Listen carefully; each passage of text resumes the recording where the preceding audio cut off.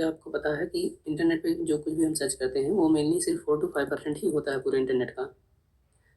Internet के दो part होते हैं, एक होता है इंडेक्स पार्ट जो कि सरफेस वेब जिसे कहते हैं, जो कि 4 to 5% होता है, जिसमें जो कुछ भी हम सर्च करें जैसे गूगल है या वो है, तो ये इंडेक्स पार्ट में आता है। बाकी जो 95% से ज़्यादा हमें नहीं मिलता वो नॉन इंडेक्स का पार्ट है, जिसकी इंडेक्सिंग नहीं हुई होती है, यानी हम सर्च करके उसे नहीं वो कर सकते हैं, एक्सेस कर सकते हैं, ये एक्सेसिबल नहीं होता है।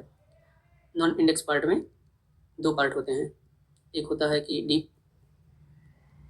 वेब, दूसरा होता है डार्क वेब।